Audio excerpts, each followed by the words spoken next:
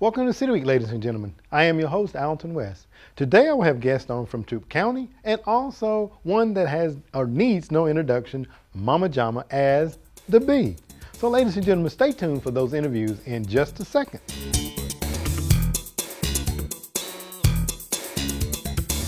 Welcome to City Week, ladies and gentlemen. Today I have on from the Troup County EMA Director, Captain Dennis Knight. Captain Knight, welcome to the show, sir. Thank you for having me.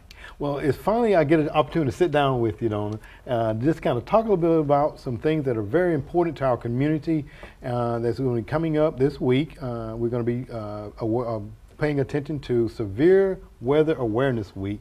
And before we get started in talking about that, Captain Knight, talk a little bit about the EMA and what is that all about and what's the function of the EMA?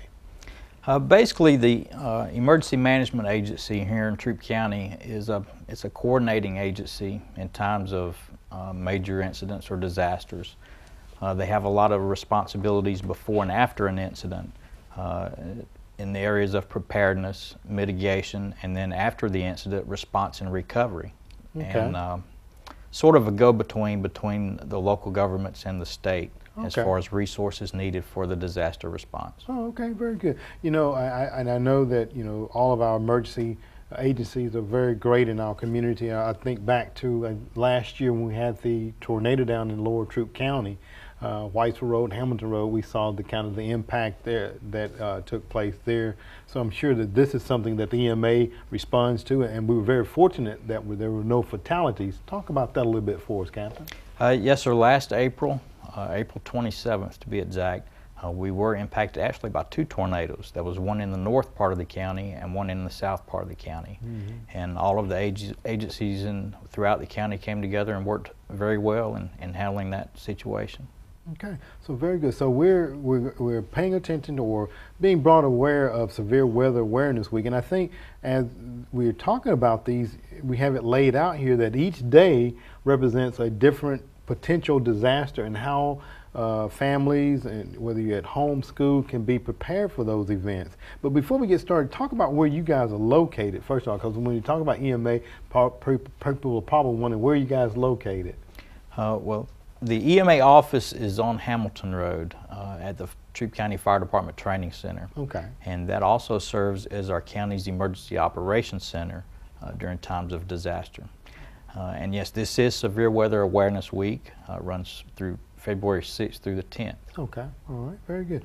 And when you're talking about being prepared, I know it's just like in most cases, I'm thinking when you have a fire, a family, you have like your staging area outside of the home, so you just kind of be prepared in the event that you have to rely on those resources or things of that nature. Let's just jump into each one of the days here.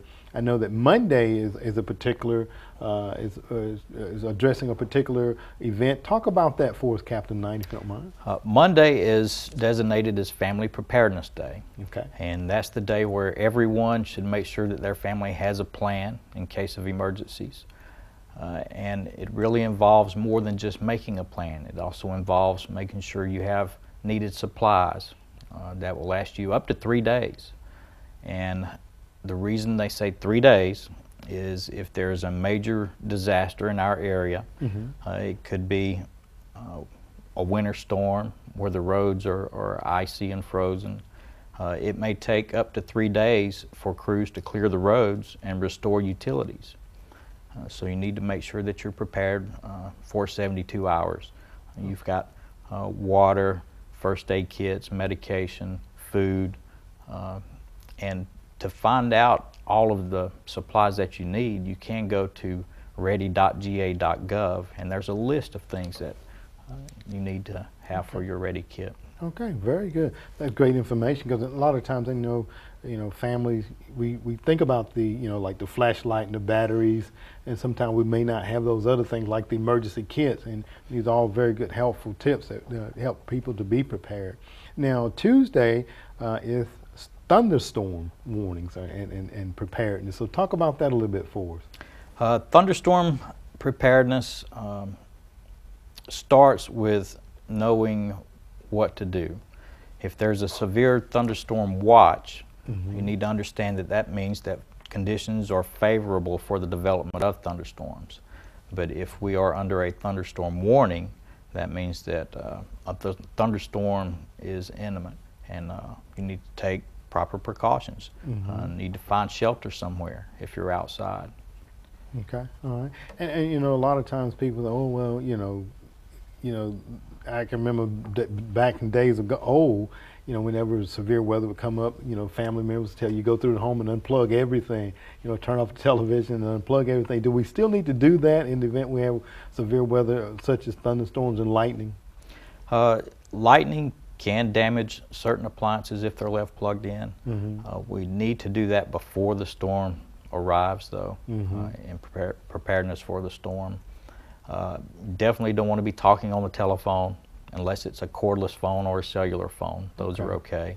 Avoid water in the house, showers, washing dishes, things like that. Okay, all right.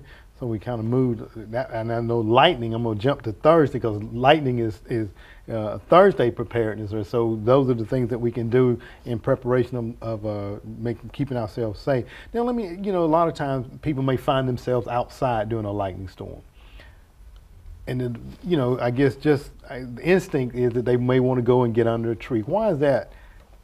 Probably one of the unsafest places to be. Talk about that for us, Captain. It is. If you're caught outside in a lightning storm, number one, try to find shelter in a building. If there's no buildings available, an enclosed vehicle is a better choice. But you definitely want to avoid those tall trees because the tall objects attract the lightning. So you want to be in an open field away from tall objects. Try to find a low-lying area. Oh, okay, all right. And if you're close enough to a thunderstorm to hear the thunder, you're close enough to be struck by lightning. So yeah, you I need know. to take shelter. And I've heard people say the rule of thumb, if if you hear the thunder or see the lightning, then it's 1001, 1003. Is that pretty appropriate? It will tell you when the storm will reach there, but like I said, if you can hear the thunder, you're close enough then to be struck by lightning. Okay, so basically just take cover. Yes. Take cover. All right. Now let me go back to Wednesday because as I started talking about lightning. Wednesday is tornado preparedness, and that's something that we here in Troup County have a few. I don't know if you want to call them tornadoes. May not have the F5 like we've seen in the Alabama area, some other areas. Talk about things that we can do to prepare ourselves for tornadoes. Well, you want to have a plan, a family plan. Have your emergency supplies kit. And you want to stay informed. If there's severe weather approaching, you want to pay attention to the news, listen to the radio, stay informed of the changing conditions. If a tornado watch is issued, you need to remember that that means that conditions are favorable for tornadoes to form. However, if you hear a tornado warning, that means a tornado has been spotted or is indicated on radar, and you need to take appropriate steps. If you're at home, you need to go to your designated shelter area. That could be in the basement, or it could be an interior room of your home without any windows. So important. It is very important. And there's a lot of ways that you can stay informed. I mentioned radio and television. Of course, there's the outdoor tornado warning sirens, which are really intended for people that are outdoors away from radio and television. That may be the only way they could receive a message that there was a tornado warning. There's also other services available to people in Troup County, one being the Code Red weather warning system. And it's very easy to sign up. If you go to Troup County's website and scroll down, there's an icon there you can click on. Okay. And there's also the NITSL information service available through the Troup County Sheriff's Office. Okay. So there's provisions out there, so in the event that you're not outside to hear the siren. And I know that on the first Saturday of each month, we test the sirens here for the LaGrange area. So during severe weather week, we're going to be, or of course, we'll have tested them, correct? And I think there's going to be another siren that's going to be activated during the severe weather week. Talk about that for us. Yes, Wednesday, February 8th, there is a statewide tornado drill, and Troup County will activate their outdoor warning sirens somewhere around 9 o'clock, whenever the message is sent down from NOAA that the tornado drill has begun. Weather permitting. If the weather's questionable on Wednesday, we'll wait and do the statewide tornado drill on Friday. Okay. Don't want to confuse anybody by, okay, very good. Now, if we look at closing out the week for severe weather awareness, Friday we're going to talk about floods. Something that we may have a little bit of problems with around the Troup County area. Talk about flood and flood preparedness for us there. Troup County is susceptible to flooding. We've had floods in the past with some of the tropical systems that stalled out over our area. We're also susceptible to flash floods. And the difference between the floods and the flash floods, a flood takes place over days. It may take 2 or 3 days for the water to rise to the point that we consider it above the flood stage. Okay. Flash floods can come on in a matter of minutes. It's from an intense storm with a lot of rain, and the water just rises very quickly and unexpected. The National Weather Service does issue watches and warnings for floods and flash floods. Okay. Again, the watch means that there's a possibility conditions are favorable. If you hear a flash flood warning or a flood warning, that means flooding is happening now or will occur very soon. Okay. And one thing we need to remember on flash floods is we don't want to let our children play in the floodwaters. It doesn't take very much water moving very fast to knock a person down or float a vehicle. So therefore we don't want to drive through any floodwaters. If a bridge is blocked, the saying is turn around, don't drown. You don't know what the surface of the road is under the floodwaters. The water may have actually washed the surface of the road away. Absolutely.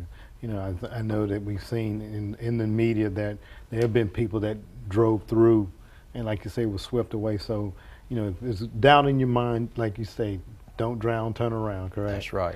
Well, Captain Knight, I want to thank you for coming on and just kind of giving us some information about Severe Weather Week, and just on our public to just be aware that weather permitting, on Wednesday, February the 8th, there will be the tornado siren that will be activated, weather permitting.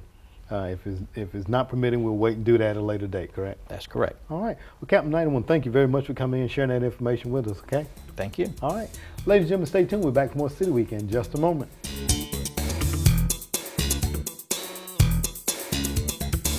Welcome back to City Week, ladies and gentlemen. Now I have on the set with me a double character, Mama Jama, and the spelling bee, Debbie Burdett. Debbie, welcome to the show. Thank you, Alton. And this is bee season, and I go by DeBee. DeBee during bee season. Oh, okay, all right. Well, I know it is getting a little warm outside, and I know that some plants and flowers are starting to bloom. Right. I guess you kind of been pollinating around a little bit? That's right. I've been spreading the word that it's bee season, and it's time for not only for the county-wide spelling bee for the children, but we have the adult spelling bee for the CLCP. Well, very good. Let's talk a little bit about that then, Debbie, because I know that before we came on, you were saying this is the 14th year that it's been sponsored here in LaGrange. It is. Talk a little bit about the spelling bee. Well, that's a long time, 14 years for one event, but it's one event that the community really looks forward to and that they support. It'll be at Callaway Conference Center, February the 27th at 7 o'clock. Right. And like I said, it is for adults. Businesses and organizations sponsor teams, and there are three adults on the team. So you know you're not up there by yourself, and you have 20 seconds when the word is announced. And Renee Willis will be our pronouncer, and she'll pronounce the word. And you have 20 seconds, and you each have paper that you can write and compare, and decide on which spelling is correct. And then they walk to the microphone and spell the word. Jack Mormon is our MB. Instead of MC, he's our MB. All right. And then Carol Kane we have is a bee bouncer. And when the team misses a word, she will kindly escort them off the stage with some little silly song or something. Oh, my goodness. Not a sting, though. No, not a sting, but yeah. Okay, all right. Well, very good. Well, I participated with the spelling bee, I guess about 4 years ago now. I think it was Ray Kalam and Jim Delano and I. We had it out at the Callaway Education Center, or Callaway Conference Center. And I'm going to tell you, it was a lot of fun. It is a lot of fun. You get to learn new words. that you may not or may have had a little bit of understanding about, but it is a lot of fun. So teams comprised of 3 individuals, and then you have sponsors. And talk about the sponsorship for a team. The sponsorship for a team is $500, and we do have individuals that will, like the doctors, they sponsor their own team and they each pay whatever that $500 divided by 3. Okay. Or, you know, if you want to sponsor a partial team, or just donate money and I'll get a team together for you. Oh, okay. You don't, it's businesses and organizations like Smith Design Group has supported LaGrange College, who is our current champions. And so they will be coming back to defend their title. Okay, so LaGrange College, the defending champs, sponsored by our Smith Design Group. And Batson Cook sponsors LaGrange Academy. Okay. And then we have Caterpillar and ExxonMobil, just some other businesses, the Junior Service League, Junior Service League Sustainers, and Junior Women's Club, and Kroger. So we have several businesses and organizations that like to participate. Well, it's, like I say, it's for a very worthwhile call. I'm going to kind of segue into another important part of this puzzle as well. Now we say that it's for adults, and I know that they have the youth spelling bee, right? And the adults being starting out at which age, Debbie? 18 and older. Okay, 18 and older. All right. So if someone is interested in you know, putting together a team, they can contact you. Right. Give them your contact information if you don't mind. You can call me at 706-756-4645. All right, very good. And that's going to be February the 27th out at the Callaway Conference Center, starting at 7 o'clock. And again, I think if you've never been involved with it, a lot of people ought to just come out just to watch it. Now, I guess they can come out and watch it, right, of course. It's free admission. And let me tell you this, we're also going to have a used book sale. So if you're interested in books, and we have a lot of cookbooks this year. We've had someone that donated a lot of cookbooks. Very good. And just paperback books and hardback books, and they'll be selling for like $1.50 to 75 cents to $1.50. So it's another fundraiser that we do. And what we do with the money, the beneficiary of the money, is the Certified Literate Community Program, and we sponsor scholarships for our GED students.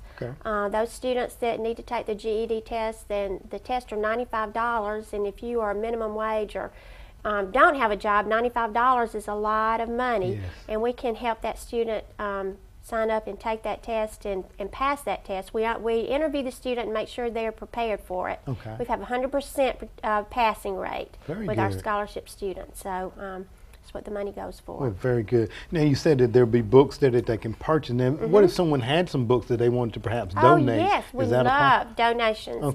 We love donations, and you can call that same number, 706-756-4645, and I'll come pick them up. Okay, well, very good. And all of this, Debbie, I mean, is fun. It gives the teams an opportunity to kind of brag about the spelling bee champs of LaGrange, but it all kind of boils down to feed back into adult literacy, which is something that I know is near and dear to your heart, being Mama Jama. Have been doing that for a number of years, where you go into the schools and read to kids. Talk about the importance of adult literacy here in our community. Well, having a literate community is important for workforce development and economic development. The more qualified workers that we have, we'll be able to attract those businesses that want to hire our workers.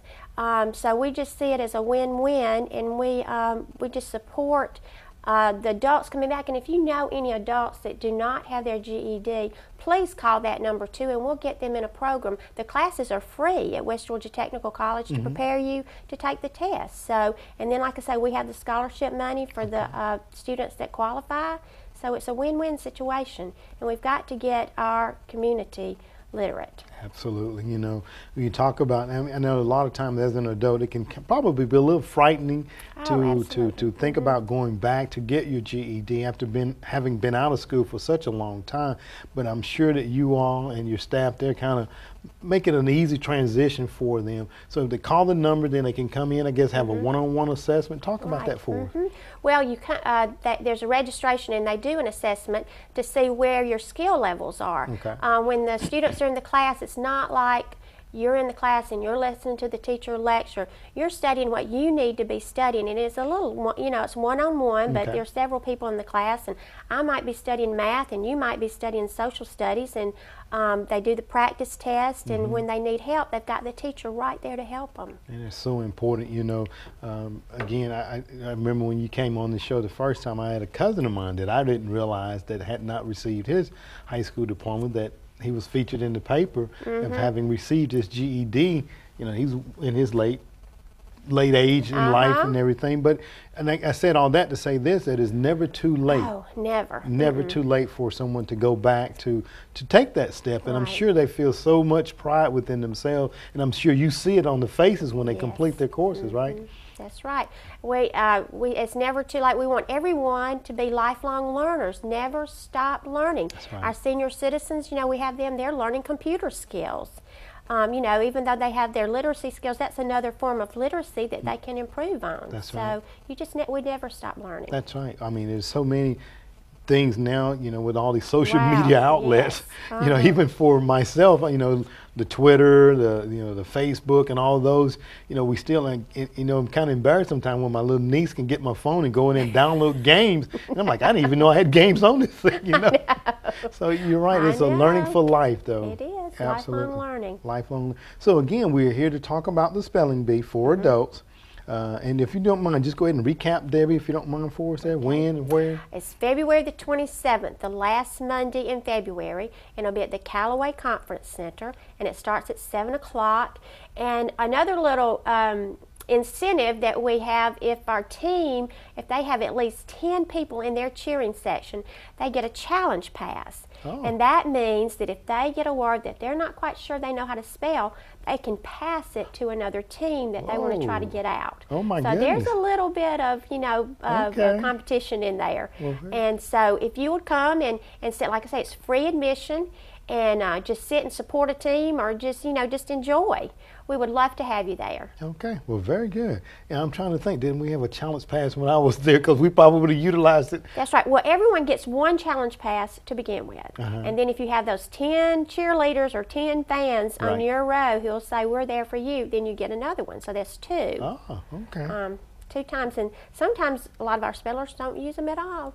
Yeah, I know the year that I participated, there were a lot of great spellers there. But I'm very happy to say that we at least made it to like the last rounds there, I think it was. So it was like 4 or 5 teams that were remaining when we were eliminated. I can't remember the word that we were eliminated with, but a lot of times when you get eliminated from, you remember that word. That's right. That's right. And there's some folks out there who would like to be on a team. If you'll just call me, and if we were to have someone that needed, 1 person or 2, then I'll be able to plug you in. Well, very good, Debbie. So again, given the contact number one more time, just in case. 706-756-4645, or you can just call West Georgia Technical College and ask for DeBee, and they'll get us together. Okay, well, very good, Debbie. Again, we appreciate all the work that you do here in our community, from Mama Jama to DeBee, and just all the other things that you're involved with, because I know that you've been on this path for a long time as far as literacy is concerned, and I know that it is paying off. Well, we've seen a lot of good things happen. Our graduation rates coming back, and when we have the Chamber of Breakfast, the Chamber of Commerce breakfast meetings, we say buzz buzz, because we're going to make education the buzzword in Troup County. And like I say, we've got new programs, Success by 6, the Bell program, Literacy Volunteers of America, that'll help the adult readers. That we've got a lot of things in place now. To help everyone. Well, and again, you said it so vividly and so plainly there.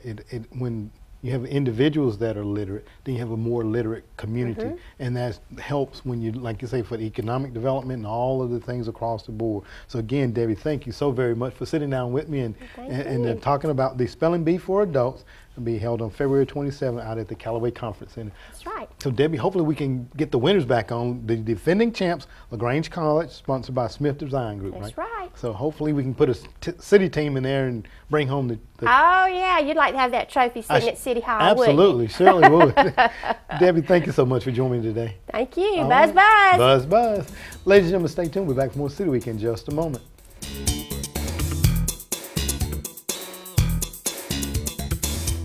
Ladies and gentlemen, thank you for joining for City Week this week. My guests have been from Troop EMA, Captain Dennis Knight, and also along with the B, Miss Debbie Burdett. And as you can see, she's given me a pair of antennas to remind me about the spelling bee that's coming up on February the 27th. So come on down and support it and have some fun. Ladies and gentlemen, I hope that you enjoyed our interviews. And as always, I want to invite you back for more of City Week. Debbie? Buzz, buzz. Buzz, buzz.